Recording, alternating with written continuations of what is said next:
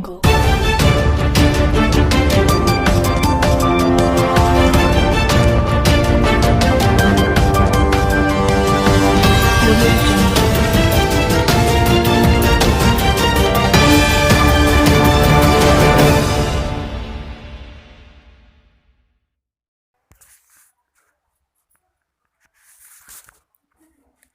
नमस्कार, मैं अपर्णा और आप देख रहे हैं सिटी टीवी 24 न्यूज चैनल। संविधान दिवस के अवसर पर दलित गौरव संवाद चौपाल का किया गया आयोजन। बिसौली बदायूं प्रांतीय आवाहन पर पूर्व निर्धारित कार्यक्रम के अनुसार तहसील परिसर बिसौली में संविधान दिवस के अवसर पर दलित को गौरव चौपाल का आयोजन किया गया। इसकी अध्यक्षता करते हुए जिला उपाध्यक्ष सोमेन यादव ने कार्यकर्ताओं को संबोधित करते हुए कहा कि सभी जाति धर्म के लोगों के द्वारा हमें ऐसा संविधान मिला है जिसमें 25 महापुरुषों के मेहनत लगन से सभी वर्ग को जगह दी है।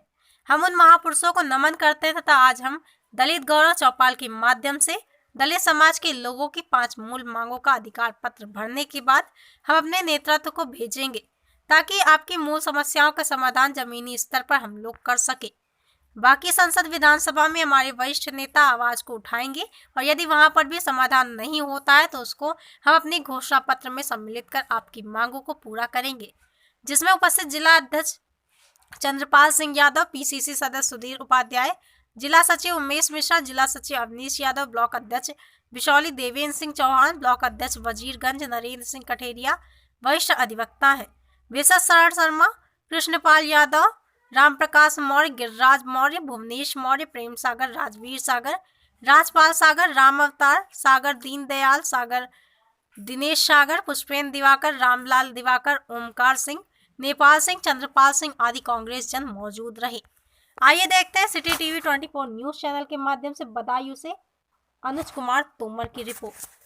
प्रकाश माथुर, रामपाल शाह, वीरेश यादव और हमारे ठाकुर अमरिंदर सिंह भी बहुत सौभाग्यशाली है कि वो एक प्रत्याशी को उन्होंने दावत दी और 2 प्रत्याशी उनके बुलावे पर आ गए और वो भी अचानक। मैं यहाँ की जनता भी बहुत बधाई की पात्र है। साथियों, संविधान दिवस और बाबा साहब के बारे में मुन्ना लाल जी ने विचार से बता दिया, हमारे तमाम नेताओं ने विचार से बता दिया।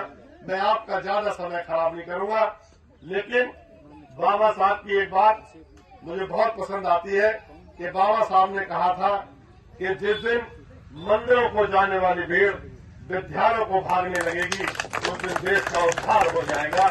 मुझे आज भी उनका कथन ये याद है कि जो तेजी से हमें मंदिर को भागने वाली भीड़ जिस दिन शिक्षा के लिए भागेगी, स्कूलों को भागेगी, तभी हमारे बच्चे आईएएस बनेंगे, आईपीएस बनेंगे, लेखपाल बनेंगे, कानून को बनेंगे, तहसीलदार बनेंगे। बिना शिक्षा के हम कहीं कुछ भी नहीं कर सकते। ये कथन मुझे बाबा साहब का बहुत पसंद आता है और मैं हमेशा अक्सर कहता हूँ। संविधान दिवस पर आज राहुल गांधी से लेकर प्रियंका गांधी, देश के बड़े बड़े नेता, स्टार नेता आज अपनी अपनी विधानसभाओं में पूरी कांग्रेस पूरे भारत में कार्यक्रम कर रही है। इसी रूप में दातागंज में भी कार्यक्रम हो रहा है और दुर्भाग्य से हमारे जिलाध्यक्ष जी हर प्रोग्राम में शामिल रहते हैं।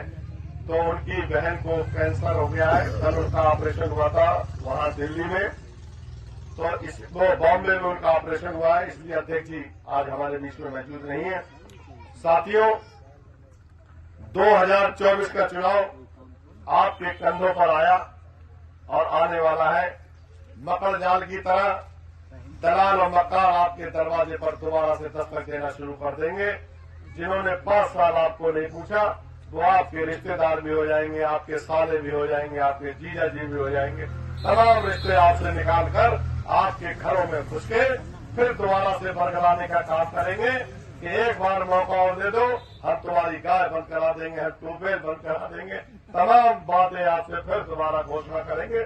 जब पिछली बात उनसे चर्चा करोगे तो उनके पास एक ही रास्ता होता है, पिछली बात छोड़ो, आज से शुरुआत करो। पिछली बात की हमें माफी दे दो, आज से शुरुआत करो।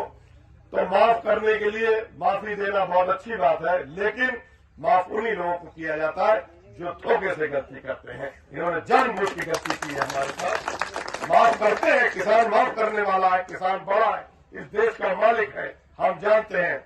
लेकिन जो दुर्दशा हमारी इस बार हुई है वो कभी दुर्दशा नहीं हुई, किसी शासन में नहीं हुई। इसलिए एक बहुत बड़ा आंदोलन दातागंज में हम करने वाले हैं। अब 5 साल के रूप में और विशेष उस आंदोलन में 4 चांद लगेंगे। आपकी गायों को समस्या लेकर हमारी रामपाल शाह और श्री ओम माथुर वगैरह सबसे बात चल रही है। हम अगली तारीख में आपके पास आएंगे और एक दातागंज में वहां पर जैसे लोगों ने कहा, मोदी जी ने कहा, योगी जी ने कहा कि हम 2 करोड़ नौकरियां देंगे, उन्होंने 2 करोड़ नहीं, उन्होंने 200 करोड़ नौकरियां देने का काम पूरा कर दिया।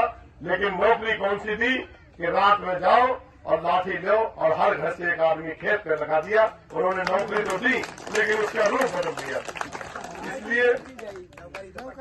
इसलिए उस नौकरी की जो भारतीय जनता पार्टी के दलाल, उनके नेता, उनके समर्थक जब आपके पास आए और कहें कि हमने नौकरी दी, कहना भाई साहब मोदी जी और योगी जी का वादा पूरा हो गया, नौकरी आपने दी और बहुत अच्छी जगह दी, हमारे खेत में दी, लेकिन हमें अब 10 साल की तनख्वाह चाहिए, उसके बाद हम वोट देने का काम करेंगे।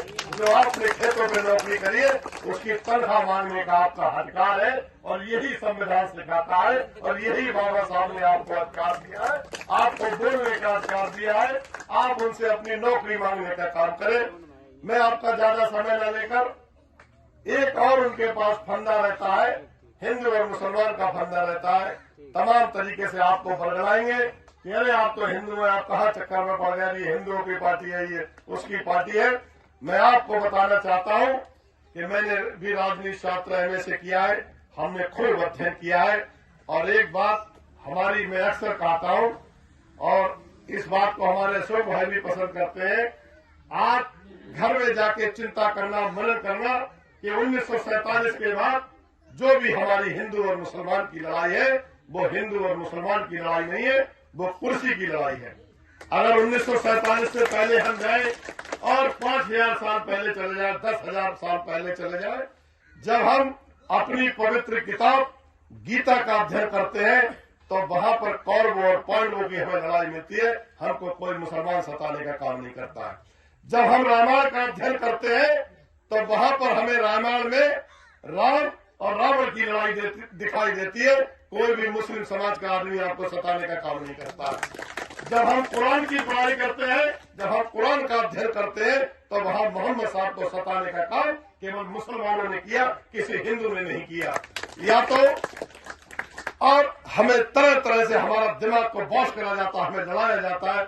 जब हमारी गीता में कोई लड़ाई नहीं, हमारी कुरान में कोई लड़ाई नहीं, हमारी महाभारत में कोई लड़ाई नहीं, हमारी जब किसी धार्मिक पुस्तक में हिंदू और मुसलमान की कोई लड़ाई नहीं, तो ये कैसी लड़ाई है समझ में नहीं आती। हम सब एक हैं, हम सब नेक हैं, लेकिन हमको बरगलाने का काम किया जाता है। जैसा कि मुन्ना लाल जी ने बताया कि शिक्षा की कमी है और हम लोगों के बरगला में आ जाते हैं। हम कभी हिंदू बन जाते हैं, हम कभी मुसलमान बन जाते हैं, हम कभी ईसाई बन जाते हैं। फिर उसके बाद हमें जातियों में बांटा जाता है कि ये ठाकुर है, ये पंडित है। मैं आपसे वादा करता हूं कि कांग्रेस पार्टी सभी धर्मों का, सभी जातियों का, सभी लोगों का सम्मान करती है।